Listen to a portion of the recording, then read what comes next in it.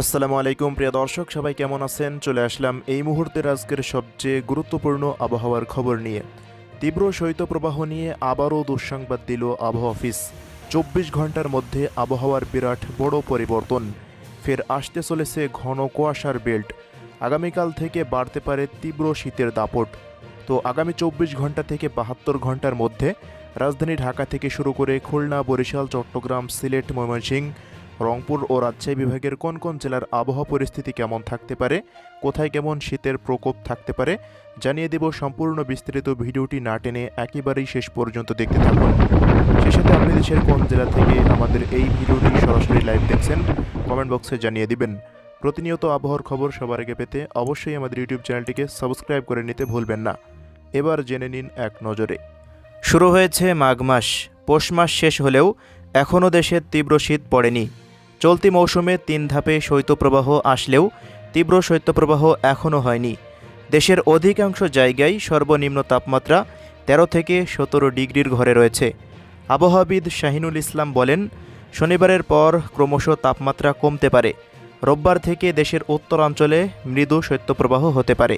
গত পৌষ মাসের আবহাওয়ার রিপোর্টে দেখা গেছে চলতি মৌসুমে শীত তার প্রকৃত চরিত্র নিয়ে এলেও পৌষ মাসের শেষে এসে শীতের চরিত্র দেখা যায়নি। এদিকে দেশের উত্তর অঞ্চল ছাড়া বাকি অঞ্চলগুলোতে শীতের প্রকোপ অনেকটা কম।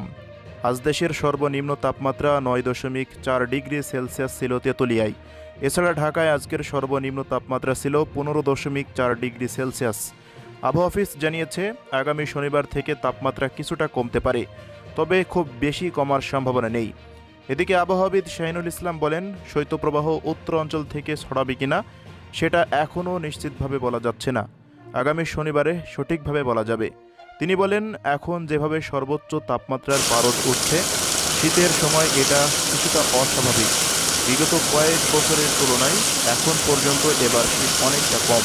প্রিয় দর্শক, এদিকে বেসরকারি আবহাওয়ার রিপোর্ট অনুযায়ী প্রায় 2000 কিলোমিটার লম্বা মেঘে ঢেকে যাচ্ছে উত্তরবঙ্গের আকাশ।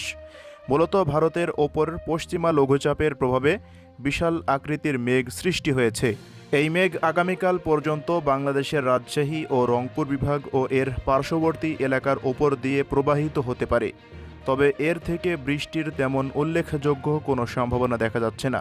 যদিও বা 2-1 জায়গায় কিছুটা বৃষ্টি পড়ে, তা ছিটেফোঁটার মধ্যে সীমাবদ্ধ থাকতে পারে। রংপুর ও রাজশাহী বিভাগ ব্যতীত দেশের বাকি এলাকায় মেঘলা আবহাওয়া বা বৃষ্টির দুটোর কোনোটাই সম্ভাবনা নেই।